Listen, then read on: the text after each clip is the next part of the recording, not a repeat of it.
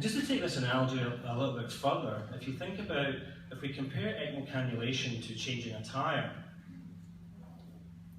I would suggest to you that ECMO CPR is a bit more like a Formula 1 pit stop. Okay, mainly, if you think about the number of staff involved, and that looks like a standard ECMO CPR for us, with the number of staff that you tend to see around. And also, it's not really just about cannulation.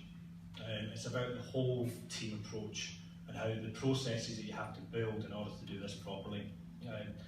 So as an intensivist, I'd like to say to the Dragons today, I think it's a time to put the I back in the team, and I'd like to present to you ECMO, which is intensivist-led ECMO. And to take this a little bit further, I'm very, very proud to announce that it comes in 3 varieties. We have ECMO Red, which is VA-ECMO for cardiogenic shock. We have ECMO Blue, which is for respiratory failure, and VV-ECMO. And then what I'm going to concentrate on today is ECMO S, which is our super extravagant model for ECMO CPR, and the S stands for speed. So what is ECMO S? Well, it's an intensivist-led complete package, from the beginning to the end. The intensivist puts the cannula in using the latest technology, and what I mean by that is we're not putting the cannulas in blind, we're not cutting open the patient to try and find the vessels, but we're actually using real-time ultrasound to identify the vessels and insert them, and also real-time echo in order to position those cannulas. We then take care of the patient from the emergency department to the cath lab, and then from the cath lab to the intensive care unit, and we look after them completely.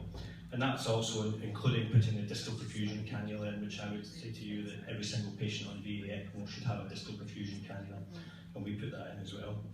And unlike Steve's hospital, our emergency physicians go home. And the intensivist is actually the one that stays in 24/7. So clearly we've got that wrong in Australia. We've not done that correctly.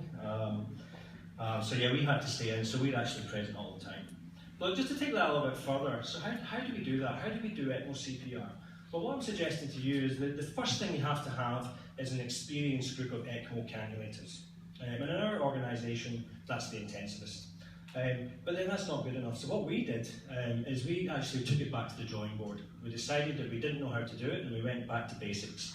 And we used simulation to develop and design our processes and our protocols. And that was everything looking at the equipment that we needed to use, how we packaged the equipment, what roles were involved, what personnel were required, even to the point of what position they had to stand in during the ECMO CPR. And very, very quickly we went from our first protocol to the 40th version of the protocol before we actually even did this on a patient. So therefore we got everything slick, and I can happily say that no patients were harmed in the development of our process or protocol. Now the other thing, even to the point of the equipment, so what we've done is we've broken all the equipment into ready access boxes. So for each role there's a corresponding box, and that person has everything they require in their box to perform that role. So everything's rapid access, rather than everything just being thrown in a heap and then you're trying to scramble, because obviously everything's under pressure, and so you need the team performing perfectly. So we used the simulation to develop it. We then used the simulation to practice, and I should point out just that the person on the left there, that's actually an emergency physician. So we allowed them to come, as part of the team. And we use our emergency physicians actually to run the arrest, so we can focus on the cannulation. We then practice it. We also use this to accredit it. So we're using simulation to train people.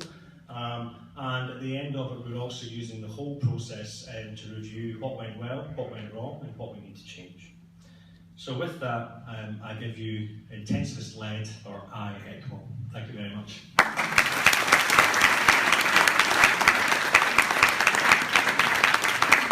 Thank you very much.